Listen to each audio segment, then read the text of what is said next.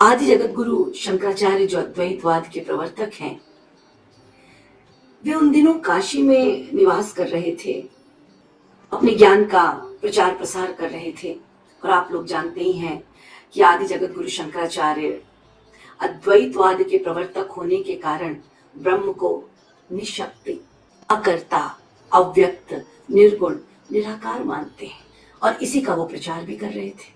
तो जब वो काशी में थे, एक दिन मां शक्ति को लगा कि मुझे शंकराचार्य की परीक्षा लेनी चाहिए। महाशक्ति एक नव विवाहिता का उन्होंने रूप धारण कर लिया और अपनी ही इच्छा से एक मृत पति को प्रकट कर दिया और मणिकर्णिका घाट के रास्ते पर बैठ गई। आदि जगत गुरु शंकराचार्य अपने शिष्यों के साथ प्रतिदिन जाया करते थे मणिकर्णिका घाट, और वो जिस मार्ग से जाते थे वो मार्ग बड़ा सकरा था। अब ये स्त्री अपने मृत पति को लेकर उस सांकरी गली में बैठी हैं। उधर से अपने शिष्यों के साथ जगत गुरु शंकराचार्य आए और उन्होंने इन्हें देखा और रुक गए। शंकराचार्य जी निकट गए और कहा, देवी, क्या तुम ये नहीं जानती कि ये मृत है और मृत्यु परम सत्य है? वो ज्ञान उपदेश देने लगे उस नवविवाहिता को।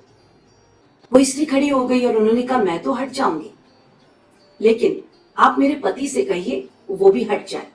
शंकराचार्य जी ने कहा, कैसी बात करती हो? अरे मृतक कभी हट सकता है? उसके भीतर जो शक्ति है वो तो जा चुकी है।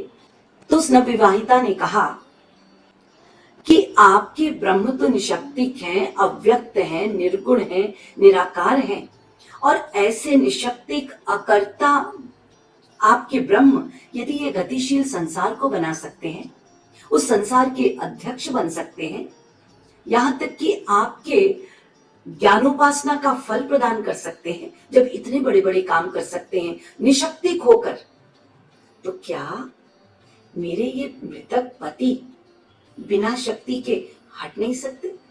उन्हें कुछ आश्चर्य लगा और वो ध्यान में गए। ध्यान में देखा कि वो स्त्री साधारण नहीं है, अपितु पराशक्ति, महाशक्ति अपने परम सत्ता का प्रकाश प्रसारित कर रही है।